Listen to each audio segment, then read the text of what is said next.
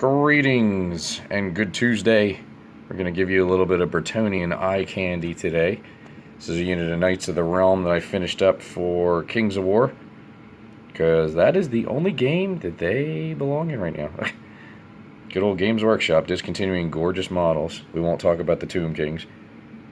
But these are a commission I just finished up for Joe. This is really cool. So Joe plays Kingdoms of Men in Kings of War, and his color scheme is blue and yellow. Well, you can ally in the Brotherhood, they're called, to fight alongside you. So we wanted to do something consistent with his bases and his look, but this is my favorite part of this whole unit. Watch. So you have blue with yellow, and then check this out. Watch this.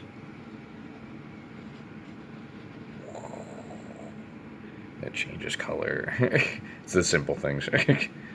So, these guys took a long time to do. Bretonnians are no joke. If you guys are painting them and you want to do them right, they are probably and still will be some of the only Games Workshop models that are standard infantry that take at least 10 hours a guy, maybe, depending on the color scheme. Like, I think these guys, the only thing that would have made them go a little bit longer than how I painted them was if they were white, or if we were doing any kind of crazy heraldry.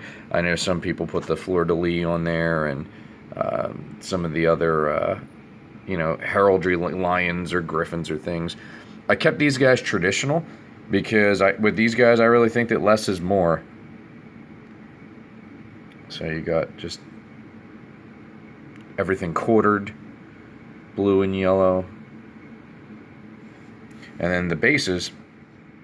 So if you see, you look real close, it's pretty easy to miss, but in Kings of War you can make scenic dioramas.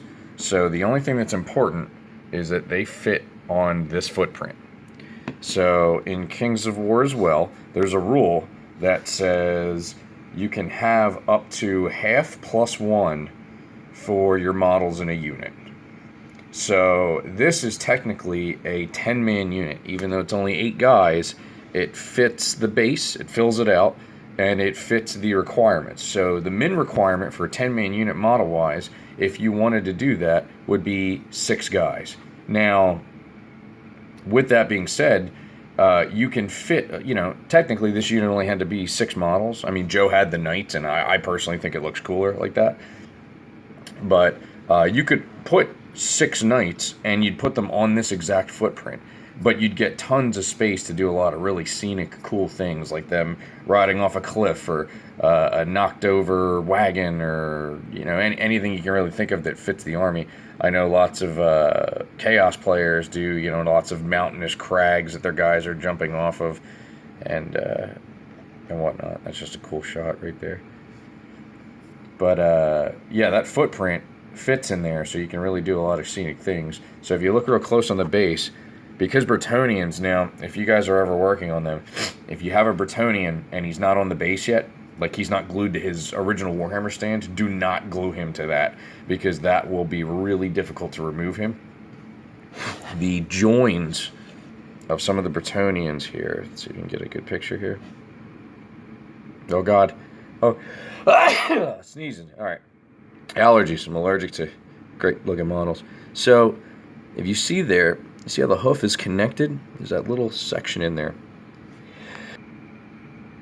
And what that is going to do is that is basically attaching the knight to the base. And they are very easy to rip off. So what I did was, big shout out to, there's a company, you can find them on Facebook, and I believe they have a website. Big shout out to Marauder Industries, because they actually made this base for me. So initially, they gave me 2 bases. You can see where the line is there. The first one was blank. The next one was cut out individually 4x2, 4 in the back, 4 in the front. The Games Workshop cavalry base, but the square was left open, so I could put it on this base here, and it would be basically an insert. So I just had to glue the Bretonnian Knight in the base there, and then cover up, you can see, cover up the gapping with a little bit of green stuff, a little bit of glue, and then basing material to kind of make them look like they're actually on the thing. I figured that was better to do. It's better quality, and you don't run the risk of nights breaking. I mean, guys, when you do hobby stuff, really just go the extra mile because it matters. A lot of the friends I've seen over the years have been invested wholeheartedly in the hobby, and when they just don't take care of their stuff, they put stuff in like a shoe box. They put stuff in just a Rubbermaid container with no foam, and stuff starts breaking. They get so frustrated that they just quit. They just go, why am I even attempting to paint?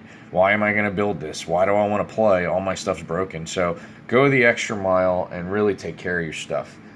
So that wraps up today. Just got to show another Bretonnian unit. We have another night unit. This is about halfway done.